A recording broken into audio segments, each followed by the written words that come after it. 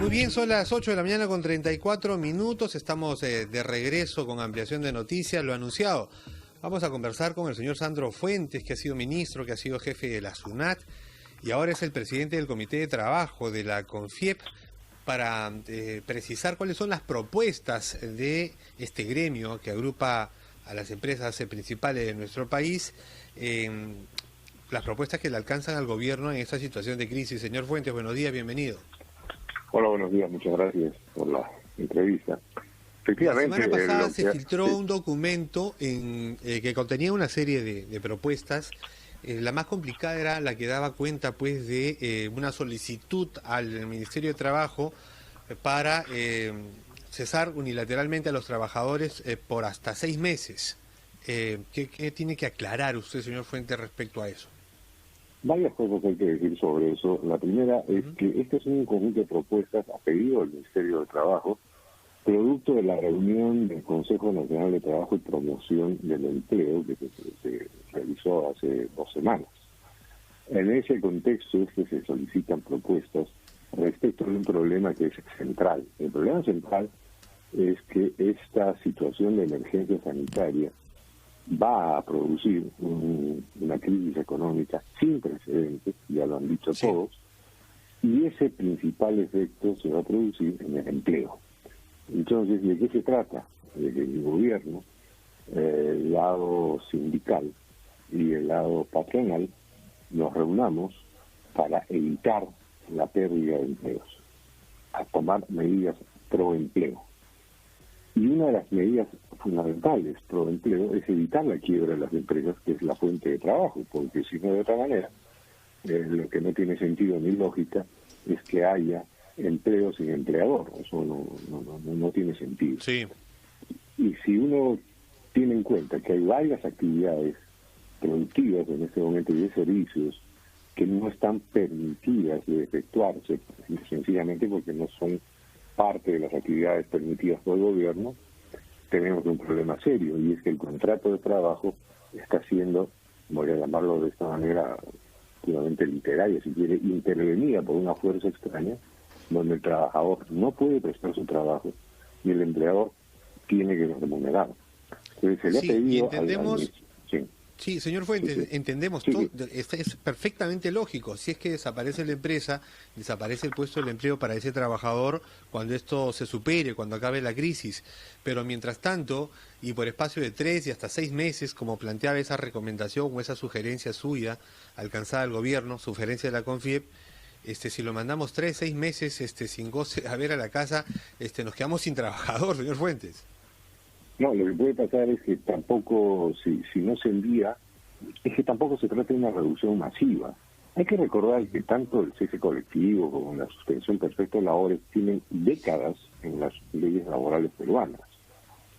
Probablemente hoy día se ha producido esta situación sin precedentes, por primera vez digamos, un contexto en el que claramente corren peligro los dos elementos, la fuente de trabajo y el trabajo.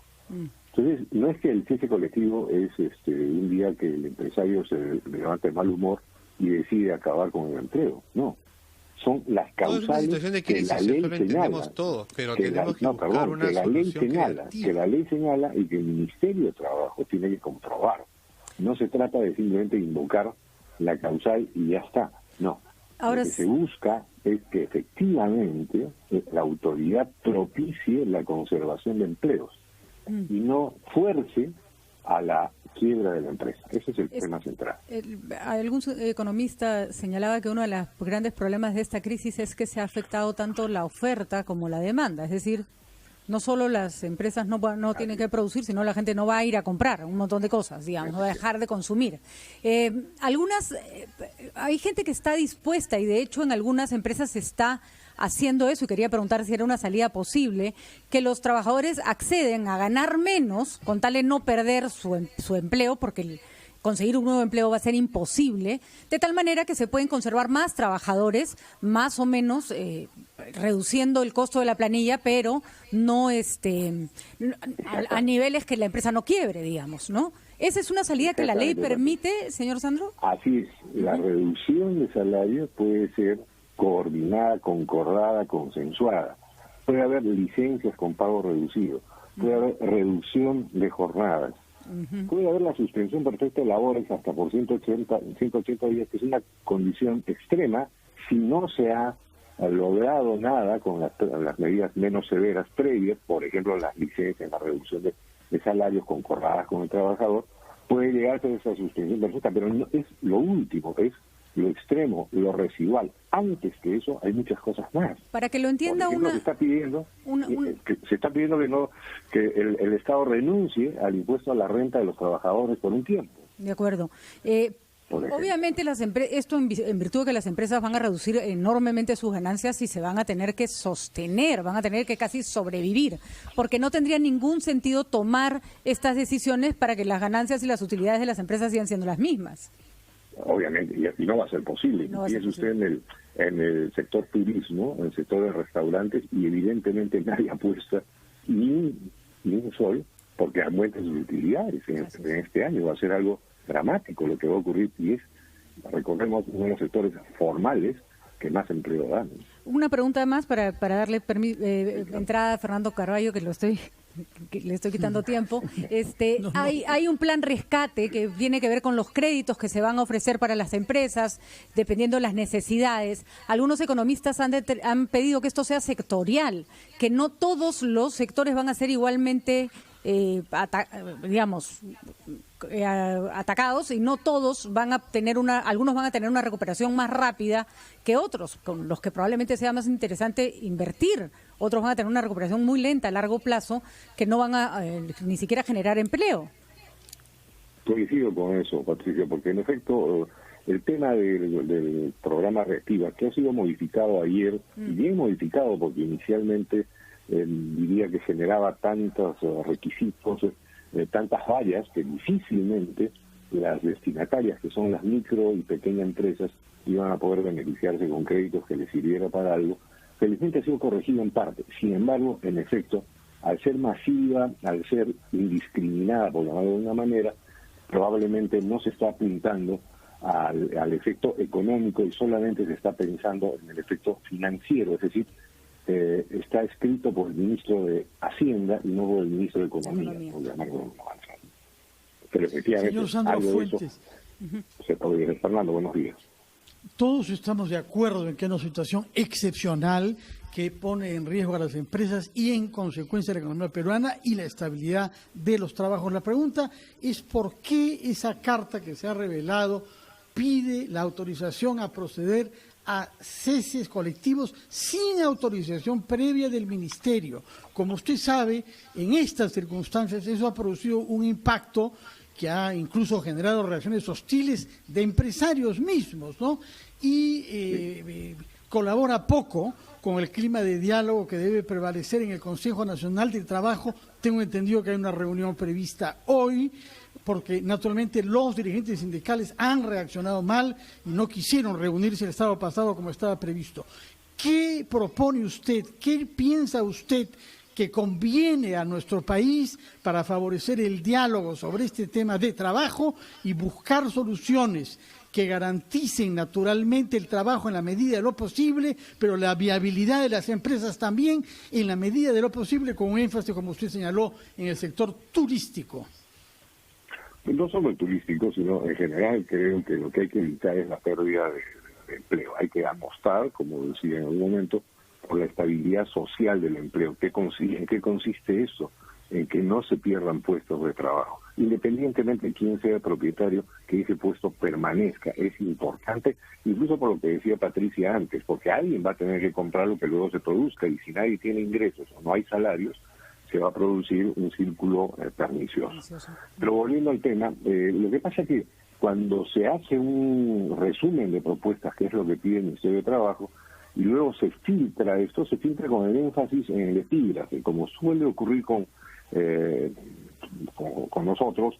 Leemos el titular, leemos el título y no el contenido. Cuando hablamos de cese colectivo, no estamos hablando, insisto, de un despido arbitrario, de una decisión arbitraria. El cese colectivo existe hace décadas en la ley peruana, pero requiere de aprobación del Ministerio de Trabajo, que no lo ha hecho en muchos años.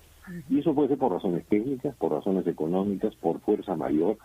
Y otra de las formas de cese colectivo es la insolvencia y la quiebra, pese a que la insolvencia fue modificada en la ley concursal. Pero igual, esos serían los casos extremos. Estamos hablando de los casos extremos. Nosotros lo que estamos diciendo es, antes de ir a la insolvencia, antes del quebranto de la empresa, usted, Ministerio de Trabajo, evalúe la petición de un empleador si es que en efecto está en condiciones o está cumpliendo las condiciones legales para poder reducir la planilla, eventualmente reducir una parte de la planilla. No estamos hablando de una propuesta de despido arbitrario, de despido simplemente porque se le ocurrió. Esto no puede ocurrir, no existe en la ley peruana y no estamos pidiendo ni estamos proponiendo una cosa ni por asomo parecida. El lo que pasa es que es la situación extrema, ¿de acuerdo? Y lo que nos pide el Ministerio de Trabajo es una propuesta. Le hacemos propuestas de cómo salvar el empleo. Son propuestas pro empleo. Bueno, porque tratemos de comprender qué pasaría si en la eventualidad de que no se puede reducir la planilla, por ejemplo, no se puede reducir el gasto corriente, que es el gasto en el que todos los meses incurre una empresa, y la empresa quiebra, se declara en quiebra. Los trabajadores obviamente van a perder su empleo. ¿Se van a ir con algún beneficio social? Y bueno, si la empresa quiebra y no tiene cómo pagar ni siquiera los beneficios sociales, evidentemente no. O sea que salvo la compensación por tiempo de servicios, que se supone que los empleadores depositan 2 veces al año. O sea, la CTS, que es intocable, que ya está depositada en su lugar, y la AFP, que ya está en su sitio. Pero salvo eso, o sea, la alternativa B, que no es despedir a nadie, o no achicar la planilla, o no bajar los costos, no beneficia a nadie finalmente. Por supuesto, porque en el fondo lo que está impulsando es a una situación de quebranto. Y eso es lo que queremos evitar por todos los medios, con las pequeñas, medianas empresas y con las grandes empresas que son, en muchos casos, muy intensas en mano de obra, ¿no? Lo que pasa es que no son medidas populares, ¿no? Pero hay que reconocer que las han propuesto exministros de distintas tendencias. Una última pregunta. Hay un comando COVID en el aspecto salud, que está funcionando bien, que es un grupo de distintas disciplinas que apoyan al sector salud. Pero a la ministra María Antonieta Alba, sin negarle ninguna de sus cualidades, se le ve demasiado sola. Y hay mucho avance y retroceso sin que tenga un equipo que la apoye, interdisciplinario, personas de distintas tendencias, que puedan consensuar si las medidas económicas son las apropiadas. ¿Debería plantearse algo parecido?